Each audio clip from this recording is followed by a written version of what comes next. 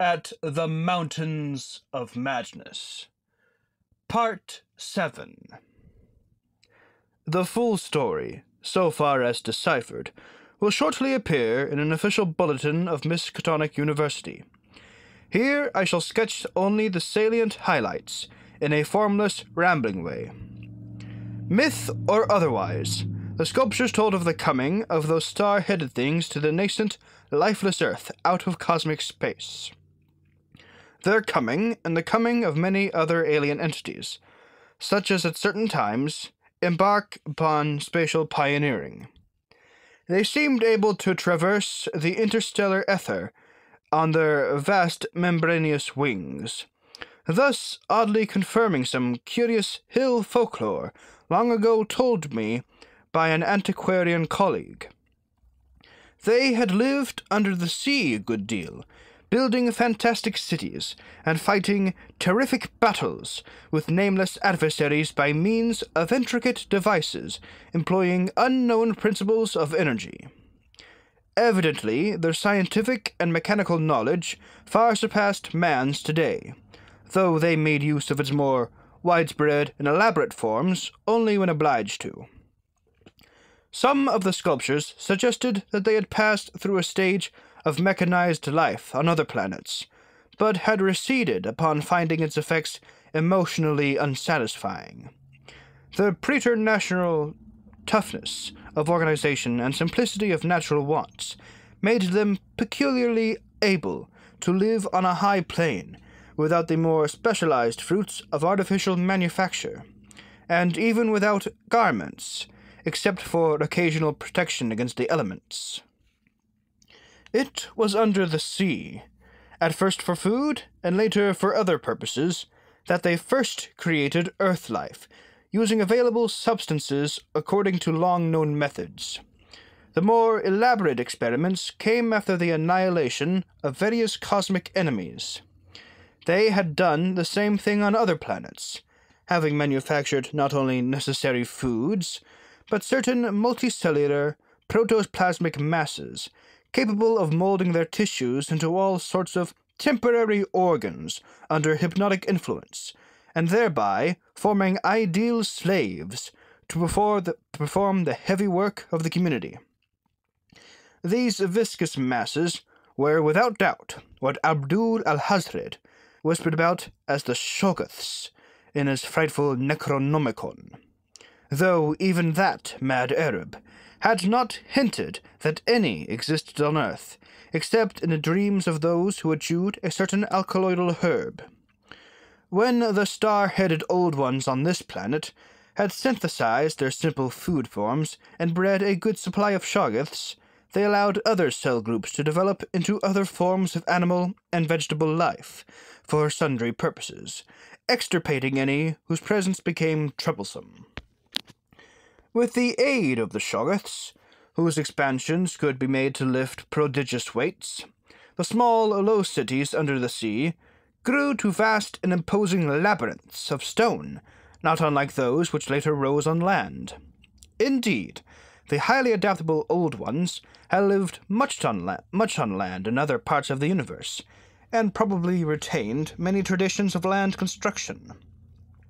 As we study the architecture of these sculptured Pelagian cities, including that whose eon-dead corridors we were even then traversing, we were impressed by a curious coincidence which we had not yet tried to explain, even to ourselves.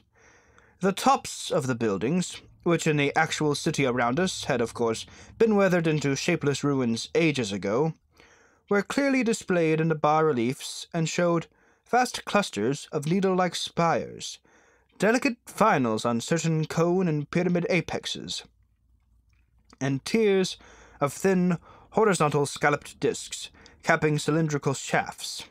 This was exactly what we had seen in that monstrous and portentous mirage, cast by a dead city, whence such skyline features had been absent for thousands and tens of thousands of years, which loomed on our ignorant eyes across the unfathomed mountains of madness, as we first approached poor Lake's ill-fated camp.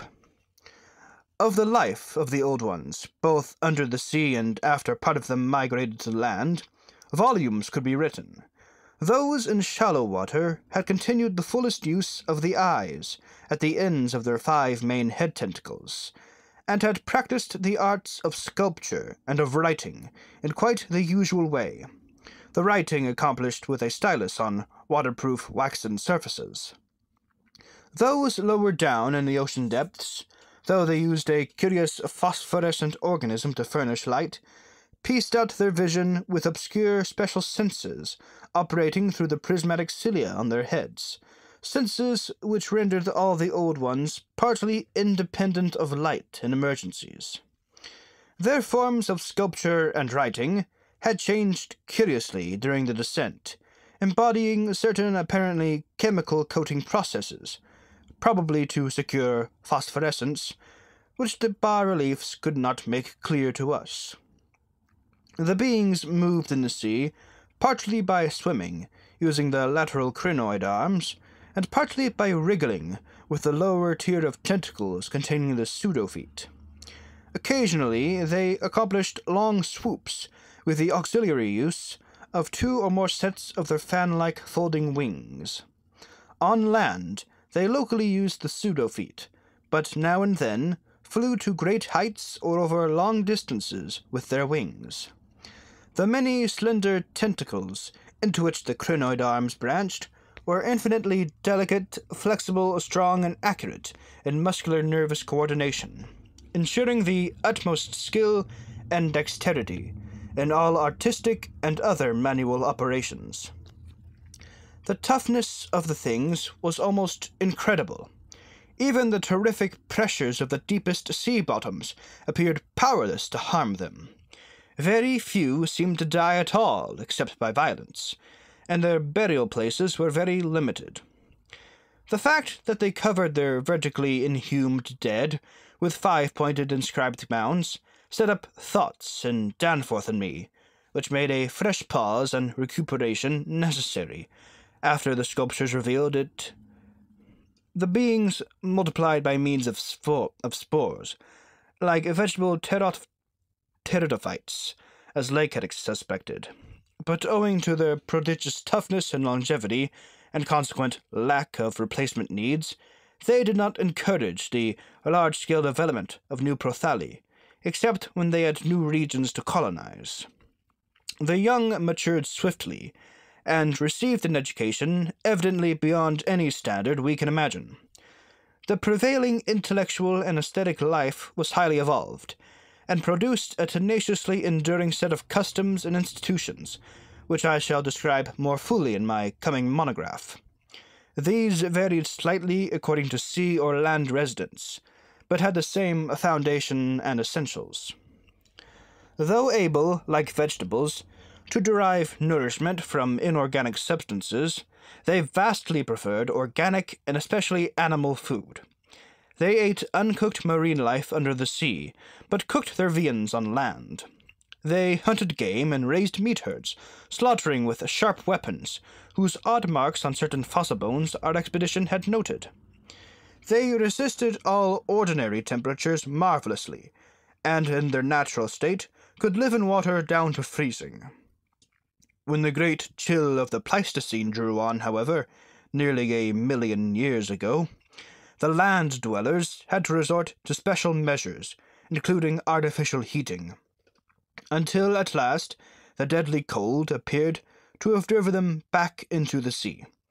For their prehistoric flights through cosmic space, legend said, they had absorbed certain chemicals, and became almost independent of eating, breathing, or heat conditions. But by the time of the Great Cold, they had lost track of the method. In any case, they could not have prolonged the artificial state indefinitely without harm.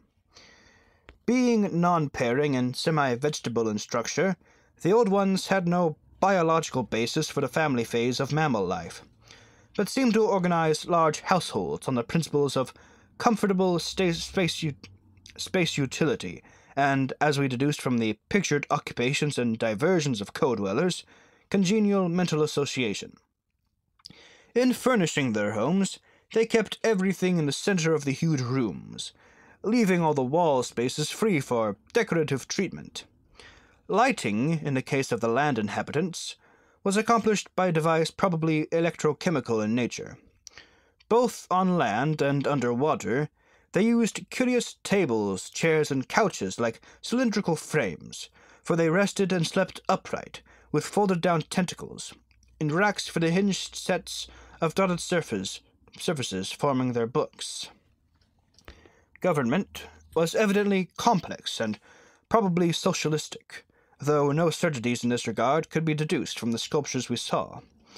There was extensive commerce, both local and between different cities, certain small flat counters, 5-pointed and inscribed, serving as money. Probably the smaller of the various greenish soapstones found by our expedition were pieces of such currency. Though the culture was mainly urban, some agriculture and much stock-raising existed. Mining and a limited amount of manufacturing were also practiced. Travel was very frequent, but permanent migration seemed relatively rare, except for the vast colonizing movements by which the race expanded. For personal locomotion, no external aid was used, since in land, air, and water, movement alike, the Old Ones seemed to possess excessively vast capacities for speed. Loads, however, were drawn by beasts of burden, shoggoths under the sea, and a curious variety of primitive vertebrates in the later periods of land existence. These vertebrates, as well as an infinity of other life forms, animal and vegetable, marine, terrestrial, and aerial, were the products of unguided evolution acting on life cells made by the Old Ones, but escaping beyond their radius of attention. They had been suffered to develop unchecked, because they had not come into conflict with the dominant beings. Bothersome forms, of course, were mechanically exterminated. It interested us to see in some of the very last and most decadent sculptures a shambling primitive animal, sometimes used for food, and sometimes as an amusing buffoon by the land dwellers, whose vaguely simian and human foreshadowings were unmistakable. In the building of land cities, the huge stone blocks of the high towers were generally lifted by vast-winged pterodactyls of a species heretofore unknown to paleontology. The persistence with which the Old Ones survived various geologic changes and convulsions of the Earth's crust was little short of miraculous. Though few or none of their first cities seem to have remained beyond the Archaean Age, there was no interruption in their civilization or in the transmission of their records. The original place of advent to the planet was the Antarctic Ocean, and it is likely they came not long after the matter forming the moon was wrenched from the neighboring South Pacific. According to one of the sculptured maps, the whole globe was then under water, with stone cities scattered farther and farther from the Antarctic as aeons passed. Another map shows a vast bulk of dry land around the South Pole, where it is evident that some of the beings made experimental settlements through their main centers, though their main centers were transferred to the nearest sea bottom. Later maps, which display this land mass as cracking and drifting, and sending certain detached parts northward, uphold in a striking way the theories of continental drift lately advanced by Taylor, Wegener, and Joly. With the upheaval of new land in the South Pacific, tremendous events began. Some of the marine cities were hopelessly shattered, yet that was not the worst misfortune. Another race, a land race of beings shaped like octopi, and probably corresponding to the fabulous pre-human spawn of Cthulhu, soon began filtering down from cosmic infinity, and precipitated a monstrous war, which for a time drove the Old Ones wholly back to the sea, a colossal blow in view of the increasing land settlements. Later, peace was made, and the new lands were given to the Cthulhu spawn, whilst the Old Ones held the sea and the older lands. New land cities were founded, the greatest of them in the Antarctic, for this region of first arrival was sacred. From then on, as before, the Antarctic remained the center of the Old One's civilization, and all the discoverable cities built there by the Cthulhu spawn were blotted out. Then, suddenly, the lands of the Pacific sank again, taking with them the frightful stone city of Rillier, and all of the cosmic octopi, so that the Old Ones were again supreme on the planet, except for one shadowy fear about which they did not like to speak. At a rather later age, their cities dotted all the land and water areas of the globe, hence the recommendation in my coming monograph that some archaeologists make systematic borings with Peabody's type of apparatus in certain widely separated regions. The steady trend down the ages was from water to land, a movement encouraged by the rise of new land masses, though the ocean was never wholly deserted. Another cause of the landward movement was the new difficulty in breeding and managing the shoggoths upon which successful sea life depended. With the march of time, as the sculptures sadly confessed, the art of creating new life from inorganic matter had been lost, so that the Old Ones had to depend on the molding of forms already in existence.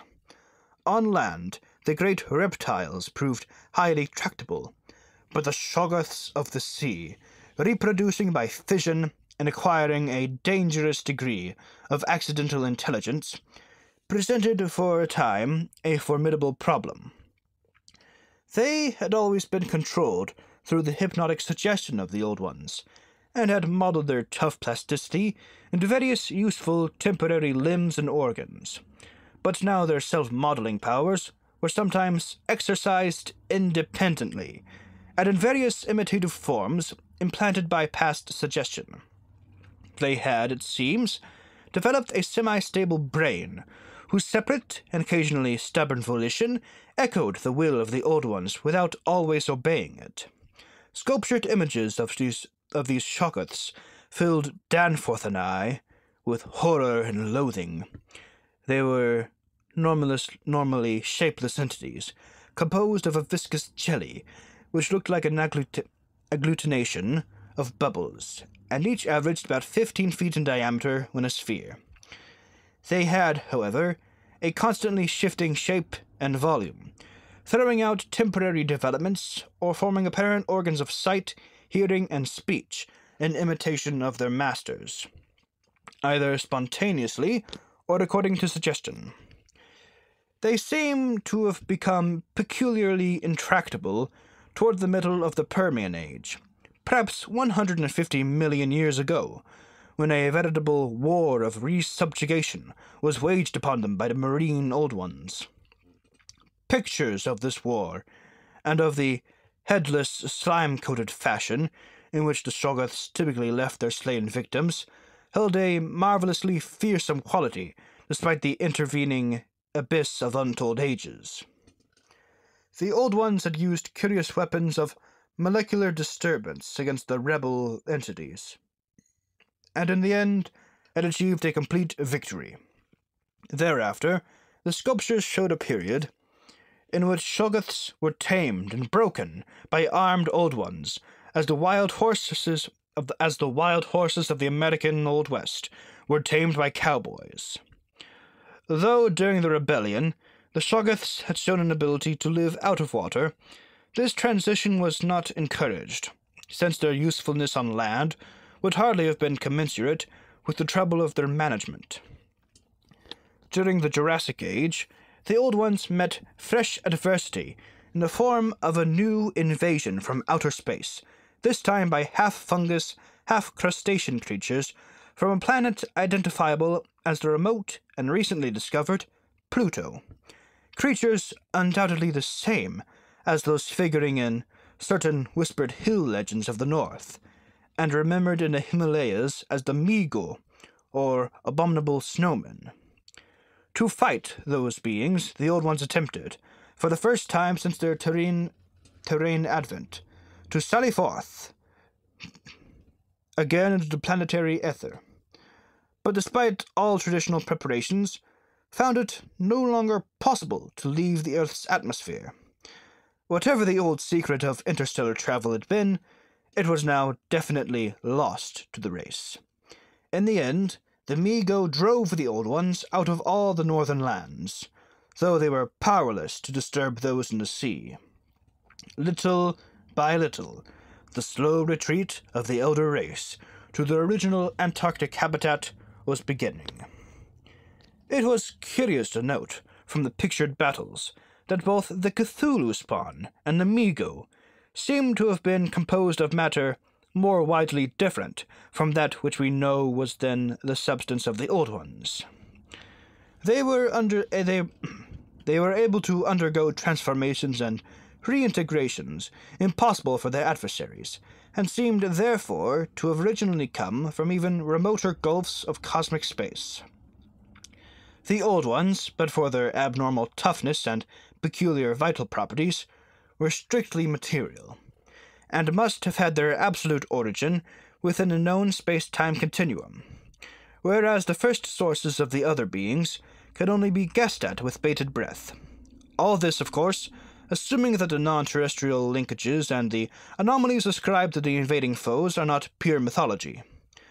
Conceivably, the Old Ones might have invented a cosmic framework to account for their occasional defeats, since historical interest and pride obviously formed their chief psychological element.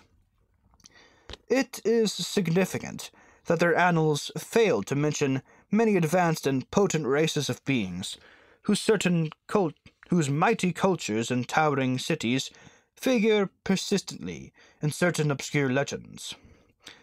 The changing state of the world through long geologic ages appeared with startling vividness in many of the sculptured maps and scenes. In certain cases, existing science will require revision, while in other cases its bold deductions are magnificently confirmed. As I have said, the hypothesis of Taylor, Wegener, and Joly, that all the continents are fragments of an original Antarctic land mass, which cracked from centrifugal force and drifted apart over a technically viscous lower surface, an hypothesis suggested by such things as the complementary outlines of Africa and North and South America, and the way the great mountain chains are rolled and shoved up, receives striking support from this uncanny source.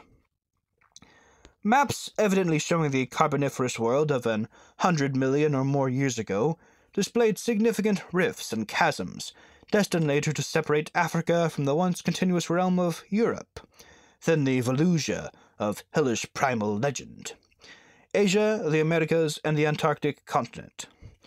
Other charts, and most significantly one in connection with the founding 50 million years ago of the vast dead city around us, showed all the present continents well differentiated. And in the latest discoverable specimen, dating perhaps from the Pliocene age, the approximate world of today appeared quite clearly, despite the linkage of Alaska with Siberia, of North America with Europe through Greenland, and of South America with the Antarctic continent through Grahamland. In the Carboniferous map, the whole globe, ocean floor and rifted landmass alike, bore symbols of the Old Ones' vast stone cities. But in the later charts, the gradual recession toward the Antarctic became very plain. The final Pliocene specimen showed no land cities, except on the Antarctic continent and the tip of South America, nor any ocean cities north of the 50th parallel of south latitude. Knowledge and interest in the northern world, save for a study of coastlines probably made through long exploration flights on those fan-like membranous wings, had evidently declined to zero among the Old Ones. Destruction of cities through the upthrust of mountains, the centrifugal rending of continents, the seismic convulsions of land or sea bottom, and other natural causes, was a matter of common record, and it was curious to observe how fewer and fewer replacements were made as the ages wore on. The vast dead megalopolis that yawned around us seemed to be the last general center of the race, built early in the Cretaceous age, after a titanic earth buckling had obliterated a still vaster predecessor not far distant. It appeared that this general region was the most sacred spot of all, where reputedly the first Old Ones had settled on a primal sea bottom.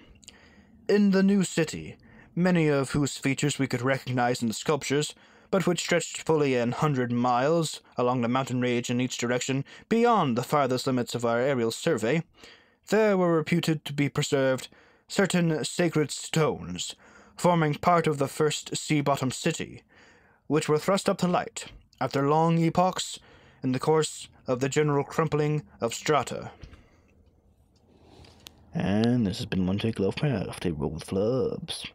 Yeah, baby.